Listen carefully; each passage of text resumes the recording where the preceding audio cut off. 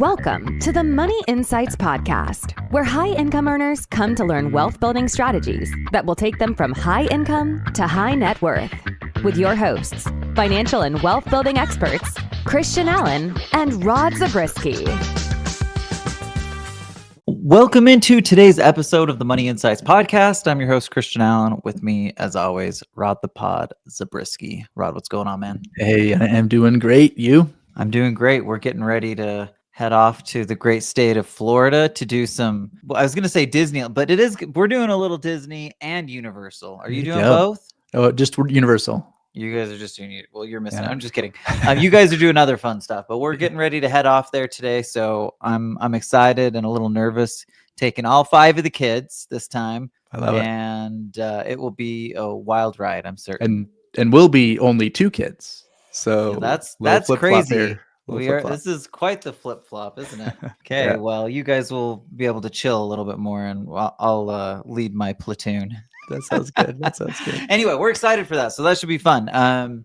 Okay, Rod, today we're doing something a little bit different. For us, maybe a lot different, because today we are going to bring in, this part's not different. We're going to bring in our friend or nemesis, both, Dave Ramsey, and in this case, he's more of our friend because we're going to talk about specifically the things he teaches that we like and agree with. Yeah.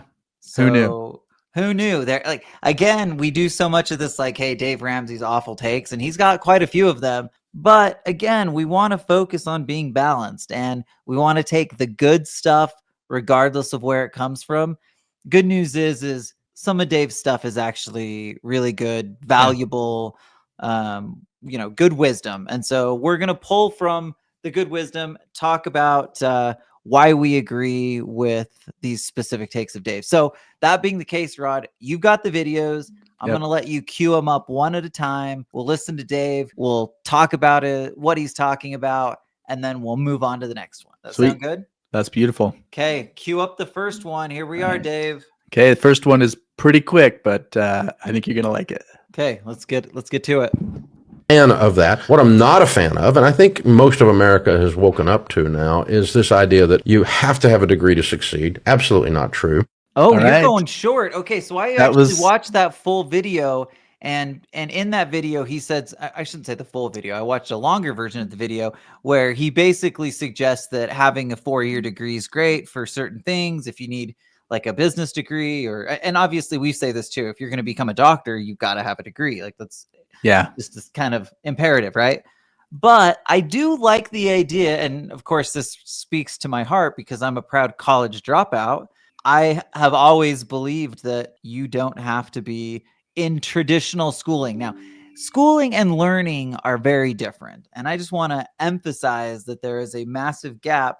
Just because someone isn't in school, the typical traditional school, doesn't mean that they aren't expected to learn. So even though I shouldn't say we, because I'm going to let you talk, but even though I believe that you don't have to have your traditional 4-year degree or longer to have a great career and being extremely successful, I do believe that you have to be evolving and learning and growing. And that stuff so it's not an excuse to work and grow and evolve. It is, however, a different road. And I just think more and more people today are realizing that. So Dave, we agree on that. Way to go. All right. So my take on it is that I got value from going to school, and I don't feel like I left learning behind when I left school. Right. So there were specific things that I wanted, especially with the MBA. If I was going to be a business owner, I felt like, well, I need to kind of know what that means. Right. And I think that there's some skills that people develop by getting an MBA that can be really helpful when you're starting a business. And, even in that earlier clip, Dave says something like, I learned accounting and some of these things from my degree that have helped him run what's obviously a large business now. Dave's business is massive. I think he said it's $300 million business. So anyway, obviously you have to know some of those skills in my case, it worked out great because I just partnered up with somebody who had learned those skills already, and we managed to, work together. And obviously I've learned some of those things along the way too, but if you don't have that direct skill set, you definitely are going to have to find somebody or people that you can work with who do. Right. And that's where, especially in the context of the business as it is now for him, he's not doing all of those things. Yeah, he's not doing probably any of those things. So he's surrounding himself with people who probably did go get 4-year degrees or more. Or more. Yeah. I'm sure he's got a highly qualified CPA. Just a guess. Yes. Just a guess for his $300 million business. Okay, that's a good one. But I do like this one just because obviously this speaks to my heart. I'm a proud college dropout. I always say that to people, not because I think everybody should take the road that I've taken. Yeah. And again, not because I don't believe in learning and growth. I absolutely do. But I do believe that there's a lot of ways to become successful. So Dave, we're on the same lane on this one. Okay, what's next? Okay, so next, I'm surprised there's more than one thing that we're in line with Dave. So I mean, there may be some give and take, but here we go. Here's the next one. Okay, let's beginning you were giving free advice. How did that evolve into making money from it? The radio show wasn't profitable for 10 years. The first thing I did was coaching people in their finances, and so I would charge $250 or $750 to help somebody and just helping them with their budgets and avoiding a foreclosure. And then I went on this little radio show. There were a lot of people listening, and it became a way to acquire customers. So they would come in and do coaching, and we could sell books. And finally, the radio show became profitable. We were able to actually sell some ads in our talk radio slots. In every case, we just figured out a different medium or media to help people. And then was there a way to monetize that too? You kick us off on this one, Rod. I mean, this, to me, seeing his journey, and it feels familiar, right? It does feel familiar. Obviously, very different approaches, different businesses, but this idea that if you're going to create a successful business, in most cases, it takes a grind, and you're kind of putting it all out there, giving it a go, doing little things along the way, testing different methods and messages and all kinds of stuff, and that's what it takes to become successful. So the message then is running a business. Yeah, I agree with that. So the message is like, stay in the grind, and then you can have a chance to create exponential opportunity or exponential success. But that is genuinely what it takes. Like if you find yourself on the sideline, you're obviously not going to do that. Yep. So our experience is, while we didn't grow a $300 million business yet, Rod. There you go. While we haven't done that yet, we have seen that same type of thing where you work and sometimes it feels like nothing's moving, and then all of a sudden things just work and it comes together, and now you've like really got some momentum that you can grow and build. And so yes, we are 100% lockstep on the grind that it takes. And yet I say that, Rod, the grind that it takes, but I also recognize that I'm a 41-year-old who is, lives in a lot of ways like someone that's a movie star or a professional athlete because of what we've been able to create as a business owner. So while I believe in the grind, I don't believe that it has to be all grind. I believe that the grind can lead to that exponential success that people like Dave Ramsey have had. And the other thing that I will say of you is that you're not just sitting back and being content with what we've done. There's always not in my nature. Innovation. And I think that pays off in huge dividends. I'm more likely to be the person that would be like, okay, we've got a pretty good thing going on. Let's just keep trudging, go with it. And if that had been the case for the things where we found success, if I had just continued to roll with it, I'd be in a world of hurt right now, because obviously things change. You have to keep innovating. You have to keep, if you're not building, you're shrinking. Okay, but Rod, you have changed in this completely. Like you're a lot more on that innovation side and thinking about ways to do things different, to use technology. Like that's just, so I probably rubbed off on you in that way. And simultaneously you've rubbed off on me in a lot of really good ways too. Yeah. It's like the yin and the yang for the last two videos, right? So you talked about the skill set that maybe I wouldn't have had I not done the MBA. And in this case, we take what we got, and it's worked pretty well. Yep. Okay. Well, I like it, Dave. So 2 in a row, man. This is starting to feel a little uncomfortable. I'm not used to having this much in common with Dave. So let's keep it going. Let's see what we can do. Okay, video number 3. If you Here we hate go. the This one's people kinda in funny. your family, leave unclear instructions and no will, because they will all fight the rest of their lives over your crap. And if you love them, do the opposite. All right. Okay. Well, this one's pretty straightforward. So I don't know if it's quite that extreme to where you're like, it means you hate your family if you don't do that. Maybe that's not what he's saying. He's saying if you actually hate them ahead of time and purposefully do that, then that's the way to do it. Well, okay. So here's the deal. A lot of people don't, first of all, a lot of people don't have wills and trusts and pass on money. Right. And it is a bad idea. Like, let's get that clear. He's absolutely right that if you're passing on anything of significant, really, if you're passing on anything at all, you should at least have a will in place. And obviously, the more successful or the more you have to give to that next generation or to charity or whomever, the more clarity that requires, the more important it is to have that, extreme clarity. But I'm not sure that it's as extreme as like, you know what, this means that we just hate you. We want to make you. I guess what I'm saying is not every family's crazy and fights like that. But I think the point that he's making overall is absolutely true. Don't put your family in a position to where they would even have to get into those like potential scrums. And so I guess on that side, like, if you love and care about the people that you're giving your things to, your wealth to, which you probably do, you might as well make things a little bit better and not have any fights or confusion amongst it. And I would take it maybe even to the next level. Again, if that's the focus, having a will, a trust, and being clear about what people should expect. Because that's the other thing I've seen is even if someone's had a will, but they were secretive or just not communicating about it. Yeah. And then all of a sudden there are all these surprises and it's like, well, why do you get that? And why does, whatever. Yeah, that's a good point. Yeah. So you probably should have some dictating of the terms as well. Yeah. So you probably add a trust to that, will and a trust.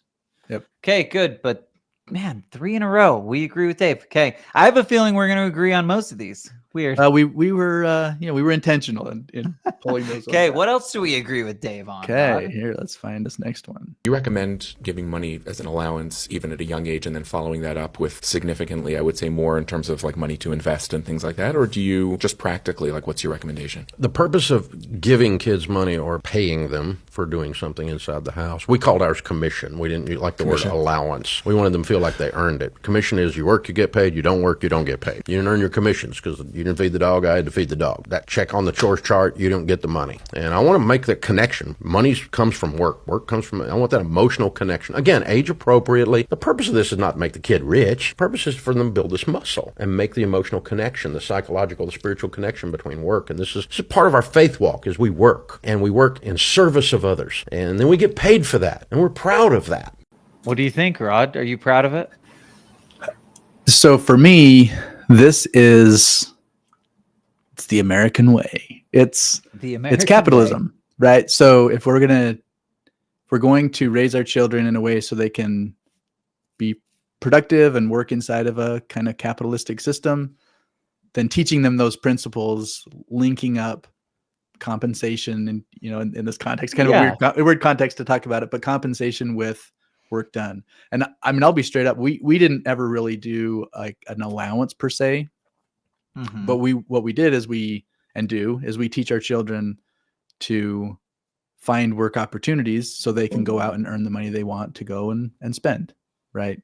Yeah. So, makes sense. And they've done a lot of different things, right? We're like, apparently the bread that Jody makes is amazing because people love it. And so the kids can go out around the neighborhood and solicit and anytime they want to make some money, they can sell say, some hey, bread. Who wants bread? And people know. Like that's really funny though. That means poor Jody has to like do the grinding. She's got to actually make the bread. Or do the kids make it? Oh, yep, that's it. Yeah. Oh, so okay. They go I didn't know that they were actually making it. I knew they were selling it, but if they're making it too, that's legit. Yeah. So they're learning that skill and they're going out and marketing it, kind of building a market for that. I love it. So anyway, I love it, man. Tell them to come to my house. I'll buy Jody's bread. Okay. So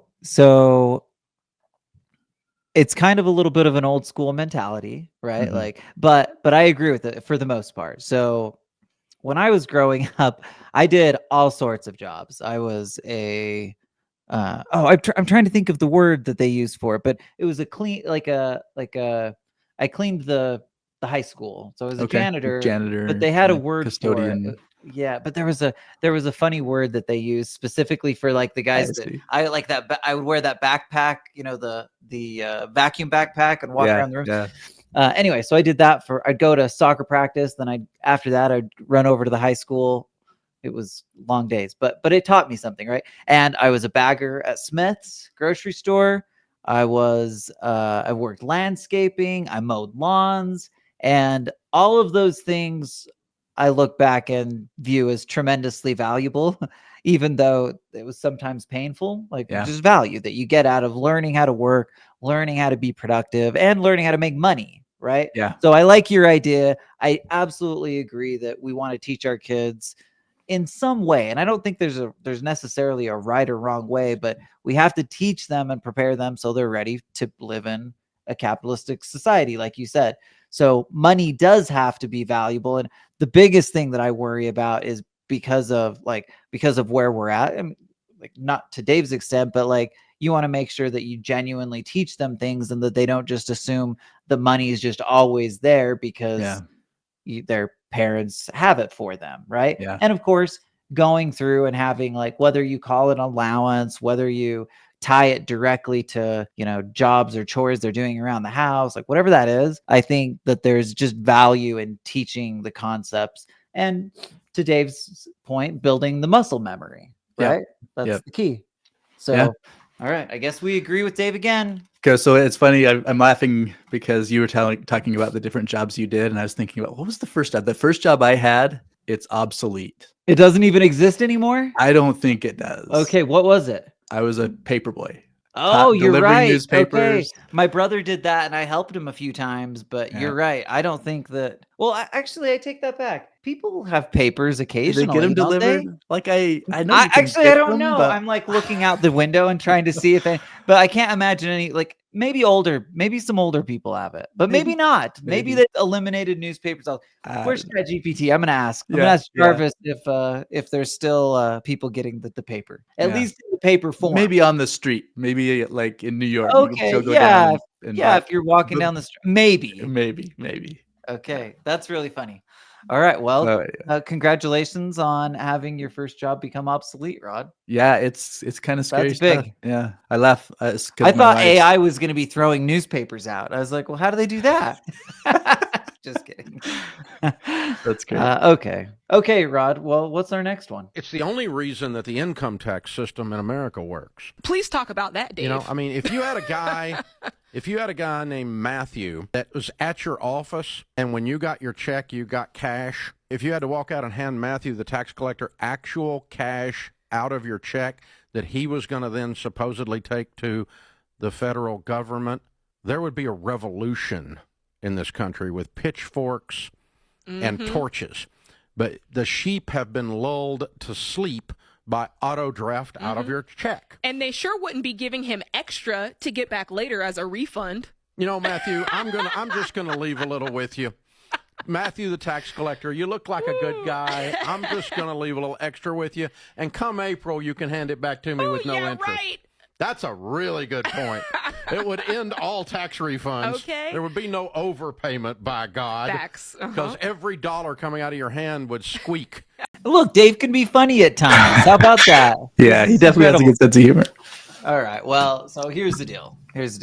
We agree on taxes. Like that's pretty simple. And it is a funny idea to think about the idea that, like, we take our money in and immediately have to pay the tax to somebody. Mm-hmm. And yes, there would absolutely be a revolt that happens. And there'd probably be a lot more people breaking the laws and but the idea of it does make me laugh, just thinking about, like, hey, I got my check, I go hand it to him, and then you're like, just to be sure I pay enough, I'm gonna give you a little extra. And again, without getting any interest on the back end, you just give it back to me if you don't use it. Yeah. So okay, we agree that on that. I don't know if I have a whole lot of commentary, Rod. What do you got?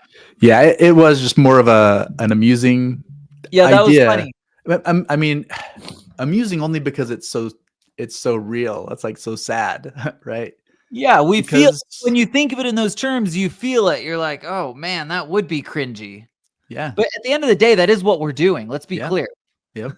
That's money you do not have in your account because they took it out of your paycheck. Right. So like it's the same thing. It's just, automation has like made it less painful for us. And so it's no mistake that the self-employed who take in the revenue, turn around, pay their bills, and one of those bills is paying the tax. They feel it a lot more, and they seem to be a lot more passionate about trying to reduce that bill. Reduce it. Right? Yeah, that is a thing. That by the time you become like hyper aware of exactly what's happening in that tax element, it's not just happening in the background anymore. Mm-hmm. Then suddenly, and in addition to that, they're not taking it out of the check. You have to take it out of your check and give it to them. Yeah. Because it does look a little bit more like Matthew. Sitting in your bank account, you have to you got to take a check and write it over there. Wire them the money or whatever. Yeah, it's interesting, Rod, but I do think like the idea of just everybody on the street doing that would be painful. And I totally agree with your point that business owners tend to be really focused on not doing that overpay. And that's why you get a lot of the other side of it where they have more to pay at the end of the year, whereas a W-2 ends up oftentimes getting a refund. Just a different way of playing the game. And it might be something that even our high-income W-2 friends should be looking at. So here's maybe a learning point from this. Check your pay stub, see how much money's going to taxes, and I would just say reduce it to the minimum that you can. And so the goal, of course, at the end of the year isn't necessarily to owe a bunch of money, but it should be to come out as even as possible. Sure. Right? Yep. All right. Yeah. So there's something we can learn from that. Yep. I like it. Okay. One more video. Okay. This is we're going so positive today, Rod. This is I know. Fun. We just couldn't help ourselves. Fishing and golf, you'll just get fat. Don't do it. My wife and I are both teachers, and we'll be 48 when we can retire from teaching with a pension. I'm just wondering if I should. What are you going to do with the rest of your life? Well, whatever makes me feel good, I guess, or makes me happy. Bad plan. That's a terrible plan, dude. Don't do that. Hedonism leads to heart attacks. You're 48 freaking years old. You have another 50 years on the planet, potentially. What are you going to do with your life? If you can answer that question, then sure. It doesn't have to be a 40-hour-a-week grind. It might be you open a business. It might be you do this or that, but it's something you put your hand to the plow. It's a weird cancer that's somehow grown out of the American dream of I want to work real hard so I can do nothing. That is a recipe for disaster, relationally, physically, emotionally, spiritually. It'll collapse you. There's no great joy except in serving. Okay, so here's the thing. The guy that called in, I don't think he said he was going to do nothing. He said he's going to do whatever makes him happy, whatever. Yeah. Well, guess what? If that guy gets really happy from hunting or fishing and like that's productive, right? Like I get that it's like it's entertainment, but like it's work. You know what I mean? Yeah. So you can go and get value out of something like that. And then, of course, we 100% agree on, if you're going to leave, like go start a business, have a side gig, do charitable work. Maybe you're focused on service for your church. Like all of these things are just really great ways that you can spend your time and energy that aren't working as a teacher. So anyway, I mean, at the end of the day, I think we agree with Dave. He was just a little more harsh with the point. Yeah, it was a little, I thought it was kind of a fun angle on a podcast we did not that long ago, right? Yeah. I think at the end of the day, like creation, growth, belief, like doing things that are important to us, because to your point, Rod, the goal isn't just money, it's freedom. Right. So everything that we talk about, like we talk about money, but it's not because we like really care about money. We care about the things that money can do for us. And specifically, we care about the freedom that money can provide. Well, the good news for our friend here, 48 years old, he's going to be in a position to do that. That's a cool thing. He can now go like literally do whatever he wants. And I say he does it. Go do whatever you want. And here's the thing. Maybe he starts out fishing for a year and realizes that fishing and golf aren't going to do it. And by the way, I don't know that fishing and golf make you fat. Like, I guess it depends on how you do it. If you're like I mean, I get that like fishing is usually you're sitting it, but what if you're like river fishing, Rod? That's like intense stuff, you know? Yeah, you're Put actually the big wading weight in and on, walking up the running up and down that could be a little different. But if you're probably, if you're sitting on the side of a lake, you're probably not getting a lot of exercise. But Rod, golf, that's kind of some work. I guess it depends on whether you're walking it or whether you're riding. And by the way, I would always ride. I don't ever walk. So maybe in this case, it's actually right. Anyway, but long and short is I agree with Dave. I think he's right on point. Like going and doing nothing just stinks. And we have like actual empirical evidence that suggests this kind of old idea that retirement, right? Retirement, the typical retirement, meaning I work hard till I'm 65 years old or 70, and then I get to just like do nothing and enjoy life for a while. Like I do think that that's outdated and dead. And I think that most people have like started to move away from that version of what retirement looks like. And thank goodness, right? Yeah. Well, I think the biggest thing, because whether you're 48 or 65 or 75, and you're saying retirement, know what that's going to mean for you. Because a lot of people, they work hard and they have dreams. Oh, I want to travel. I want to, whatever. Right. But think more about the day to day. Like what are you going to do when you wake up in the morning? What is that going to look like for you? And having that purpose before you get there, I think will be a lot more valuable than when you just get there and you're just like sitting around like, okay, now what do I do? Yeah. And I think some of it probably does depend on like stage of life, age, all of those things come into like if you're 74, you might want to slow down a little bit. You might want your morning to start at 8:30 or 9 instead of 5:30 or 6, and that's totally okay. Yeah, you know what I mean. Yep. We should be able to like own it and live. So here's one of the other things that I don't believe in, and this isn't like going against this, but maybe a tiny bit, but not really. Okay. And that is the idea that we work just for work. And Dave said like, he talked about the spiritual element of work. And so I can see what he's like. I get the bring together that's happening there, but I guess I would just say that I don't believe in the idea that we just work just for the heck of it. I believe we work to accomplish something. And so to his point, if we're working in service of something bigger, in service of people in our business, like those kinds of things, I'm all in. But like working just for the sake of working, that doesn't resonate with me. Yeah. What do you think? I think I can agree with that. Working just for the sake of working? Sometimes, I guess, but no, because if I'm going to work, I might as well be working towards something. Right? That's the attitude. Yeah. So I hear, and not recently, this was like probably when I was much younger. And it was always said jokingly, but like, yeah, I'm going to go and have the kids dig a hole in the backyard, and then the next day I'll have them fill it in. And fill it. Yeah, that's just kind of laughing. That kind of stuff, that doesn't resonate with me. I know in my yard, there's plenty of purposeful work to be done. So I certainly don't need my kids out there doing just anything. So. Okay, I like it. So I think we're on the same page on that. So I want to give a quick shout out to your daughter Julianne for prepping, giving us all the videos. She actually gave us a bunch of other videos. We're just going to roll with these ones for today. Believe it or not, there was like 15 videos that we genuinely agreed on with Dave, which makes me think that maybe we agree on more than we think.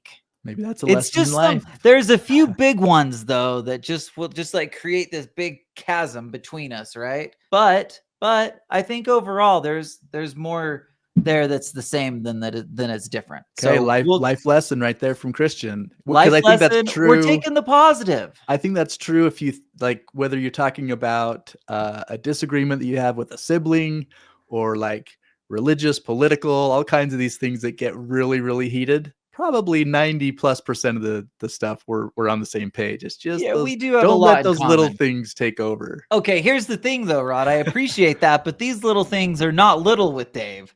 These are massive. These are like oceans apart. So okay, but we're not going to I was actually going to bring it up. I'm not doing it. Well, we are staying exclusively positive today. I am not bringing up any of the things that I disagree with Dave. Yeah, and my point was to get back to what you said in the beginning was balance. Like let's not like look at at the people we disagree with and all of a sudden they're the enemy or the devil or they're or whatever. Not bad people. They're not bad people. They're just sharing bad principles. That's all. There you go. Okay. Shout out to Julianne again. Thanks, Julianne. And thanks everybody for listening. I know it's a shocker to see us in lockstep with Dave. don't get used to it, but thanks for listening, and we'll see you next week. Thank you for listening to the Money Insights podcast. To learn more about the financial and business strategies discussed in this show, please visit moneyinsights.net. The views and opinions expressed on the Money Insights podcast are not intended to be individual financial, tax, or legal advice. Always consult with the appropriate advisor before making financial decisions. And if you're enjoying the show, please feel free to rate, subscribe, and leave a review wherever you listen to your podcasts. This will help others find the show and learn wealth-building strategies for themselves. Thanks again for tuning in, and we'll catch you in the next episode.